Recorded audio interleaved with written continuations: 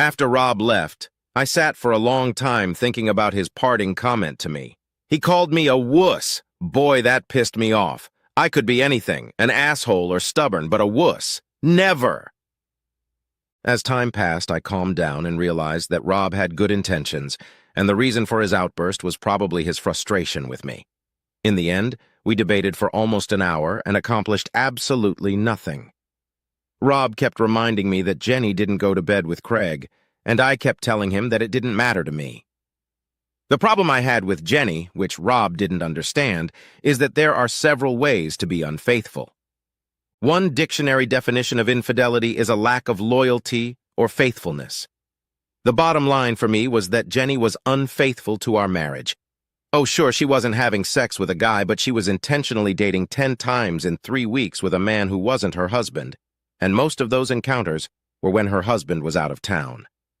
I'd even seen her with Craig once and thought nothing of it because I couldn't imagine her ever doing what she did.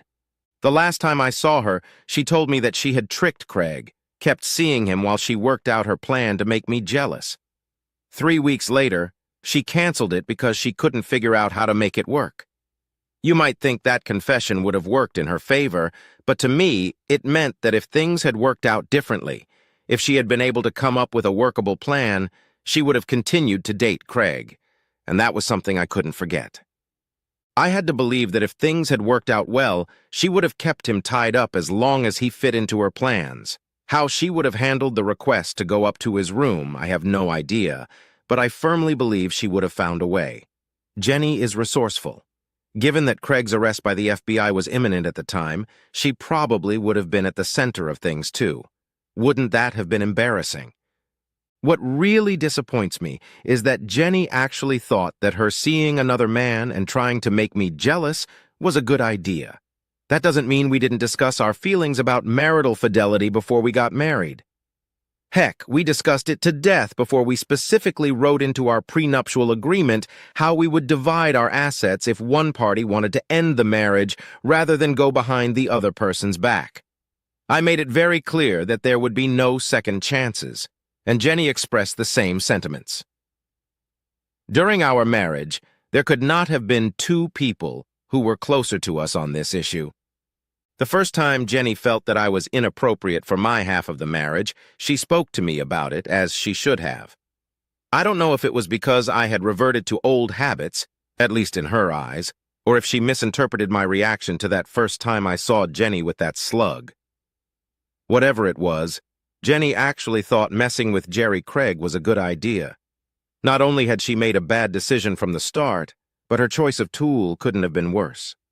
When she got home that Wednesday night, she told me that she thought Craig was a jerk, and I completely agreed with that assessment. I believe that when you are a basically good person, you project some of that onto the other person. I firmly believe that Jenny never thought Craig would lie about their relationship, and she was probably as devastated as I was when she first heard those rumors.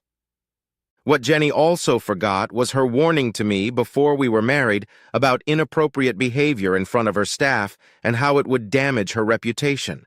I don't think it ever occurred to her to damage my reputation. As Shakespeare said in Julius Caesar, Caesar's wife should be above suspicion. My staff looked down at me, and the realization that my men not only knew of her activities with Craig, but some of them had actually witnessed some of their encounters infuriated me. How was I supposed to face my people? I guess it didn't matter to Jenny as long as she made me jealous.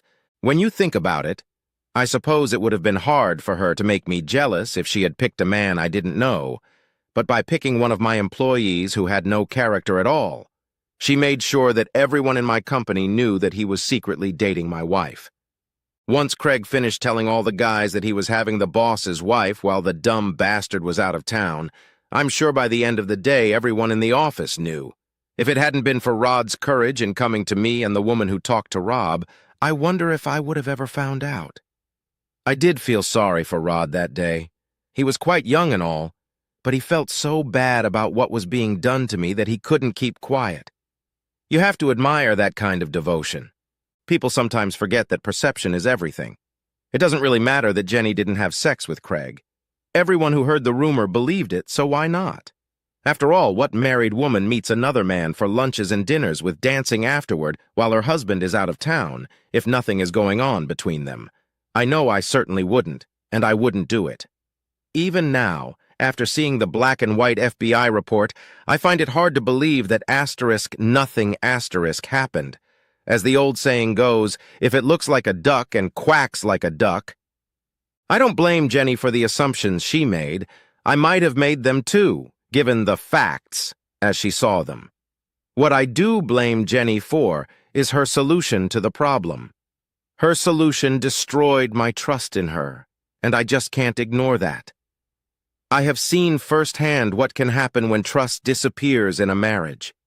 My dad wanted so badly to believe that his wife was sorry, and it was just sex and all that he tolerated her cheating over and over until I intervened and he was forced to choose between me and his whore wife. I absolutely refuse to be used like that. I had 5 good years with Jenny, and while I will miss her dearly, I will get over it. The next morning I decided it was time to meet Jenny and settle things once and for all. I got in my car and took the long drive back to Atlanta. Arriving late, I checked into a local hotel near my office. I ordered a sandwich for the room and went to bed. I slept surprisingly well, all things considered. I contemplated going to the office, but decided against it. Rob was doing a great job of running things, and my future plans included weaning myself off the business anyway, so why make things harder for him? Who knows? Maybe I'll become a beach bum and live off my investment when I get back from vacation. I picked up the phone and called Jenny at work. I told her I wanted to meet with her and talk things over. She wanted me to come home, but I immediately declined. I didn't want her to get the wrong impression, and meeting at home would do that. Eventually, we agreed to meet at Rob and Diane's place, mostly on neutral ground. I told Jenny that I would talk to Rob and get back to her. Rob, of course, agreed. He was probably hoping we would get back together. I won't bore you to death recounting everything, but suffice it to say that in the end, nothing Jenny said made much difference. I believe she was truly sorry for what she had done, and I forgave her. Just because I couldn't stay married to her didn't mean I didn't love her. We all make mistakes and deserve to be forgiven. The next day, I met with Rob in my office and laid out my plans for the future. I made him president and CEO and turned over the day-to-day operations of the business to him. I was planning to go on a world cruise the next day, and I wanted everyone in my company to know who was in charge. Rob was stunned, to say the least, but vowed to do his best in my absence. I had no qualms about that at all, or I wouldn't have handed him the business in the first place. We shook hands, and he told me how sorry he was that things had turned out differently, but he also knew it was best not to try to change my mind. I walked out of the office, said goodbye to all my people, thanking them for all their hard work, and with a smile on my face drove back to the hotel to pack for my trip. I was sitting on the porch of our dream cabin looking at the mountains in the distance when my wife came out with lemonade. She poured 2 glasses, handed one to me, then sat down in the chair next to me. I held her hand and looked into her eyes. She smiled back, then leaned over to where we kissed. Reluctantly breaking the kiss, I sighed, thinking about how lucky I was. I had the most wonderful woman in the world as my wife. I ran a very successful company that had doubled in size in the last 10 years, and we had our dream vacation home. This weekend, my parents were watching our 2 kids, so my wife and I could have some alone time, if you know what I mean. "What are you thinking about?" my wife asked. "Just how lucky I am. How lucky we are, really.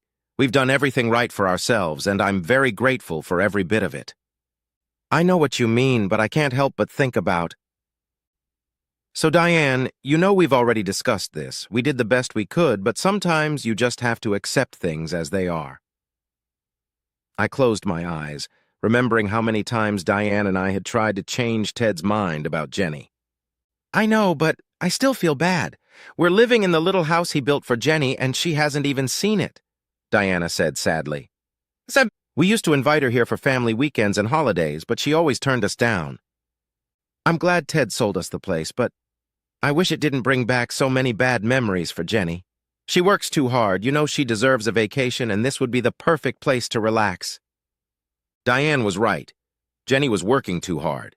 After her marriage to Ted fell apart, She went head over heels in her work and became the youngest company president and then the youngest CEO her company had ever had.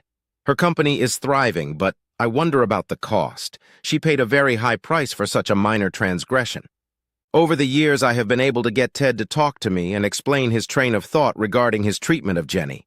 I love my sister, and I love Ted, and I tried my best to keep them together even years after the divorce was finalized.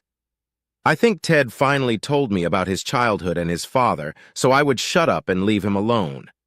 In some twisted way, I understand where he's coming from, although I definitely don't agree with his decision. I think Ted was deeply traumatized by what he heard and saw when his stepmother cheated on his father and brought her lovers into their home. I almost cried when he told me about the depths of depression his father went through when his wife horned him in his own bed. I heard the rage in his voice as he repeated his vow to never let a woman treat him like that. I felt so sorry for him that I stopped my attempts to set him up with Jenny again. I knew that once he made his decision, there was no changing it. That's just the way Ted is in his business relationships and in his personal life. He felt he was doing what was right for him, and he was the one who had to live with the consequences. If hell exists, Ted's stepmother will have a lot to pay for. She ruined one man's life, driving him to an early grave. She turned a beautiful, loving man into an obsessed man who refused to give his wife a second chance after she made a stupid mistake.